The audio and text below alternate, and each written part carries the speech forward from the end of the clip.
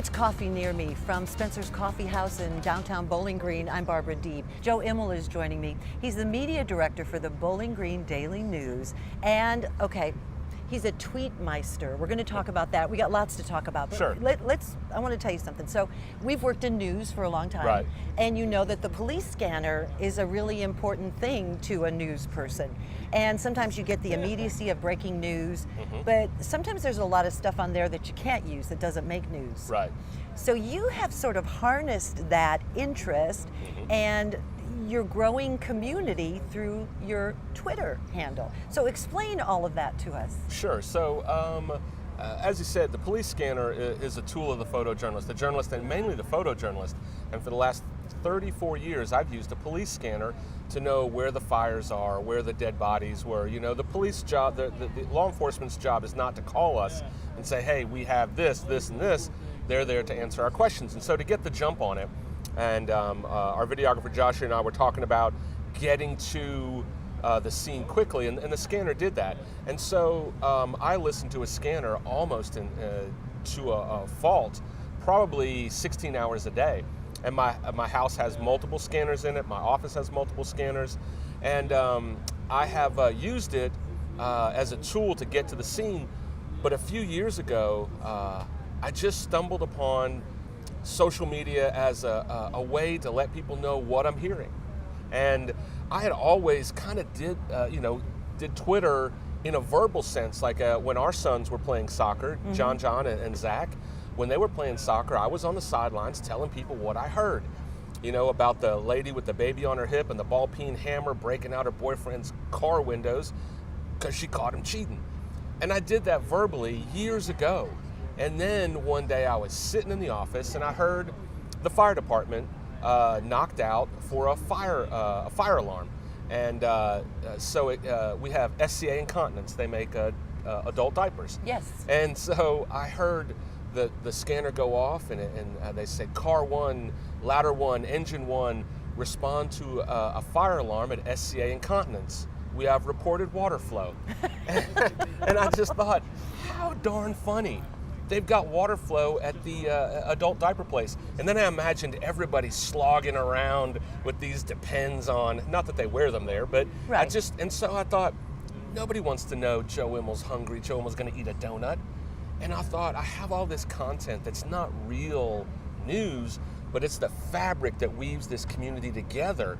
It's the daily struggles that we maybe don't hear about ever. That paints a picture of what this community is all about. So as we speak, you have how many Twitter followers? So on the app itself, I think 48,800, and then we have it embedded on the Daily News site, and then I get traffic on the website itself. I think the effective reach is about 60,000 people in a city of 68,000. A county of 120, and obviously I have people from around, sure. the area. But one of the funniest stories, John and Laura Williams, good friends of ours, we travel with them a lot, and I guess about 4 or 5 years ago, we were headed to Destin, and we were in Georgiana, stopping off to get gas and to head down to the beach. And it's 3 a.m. and we're off at some shady gas stop, and I'm pumping gas, and from across the other gas pump, a man leans over and he goes, "You're at Joe Immel, aren't you?" I'm in Georgiana, Alabama. I'm telling you. 3 a.m. So it happens every day. But you know what I think this speaks to is the voyeuristic tendencies of the public. You know, it's like when you're coming upon that wreck and they tell you, you just go by, you're not supposed to look, or that little disclaimer that says some of this content may not be suitable. Right. You know, suddenly your ears perk up. So sure. I think the public likes that. Oh, definitely. And I think, these days with the internet and social media, and, I run at the Daily News, I run all of our media platforms, but our website, the stories, and people say, oh, we want more good news, Balderdash. Yes. They want the fire, sex, they want drugs. the tweet you had last night about the vampire who right. ran out of blood, So right? last night, my wife and I are watching hockey. And we watch TV in my house with the volume down and the scanner up. Doesn't matter what it is, she can read lips now.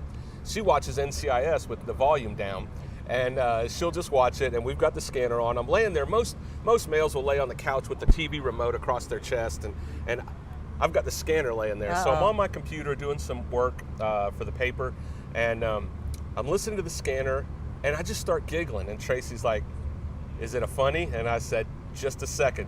She goes, I know, I'll read it on Twitter."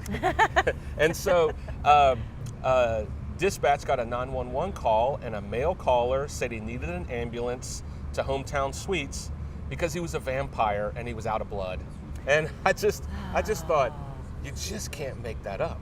No, you can't. No, you can't. So we could go on and on and on, but I just think it's so intriguing that you decided to do this and kind of make the mundane real, make it tangible, and kind of connect with community.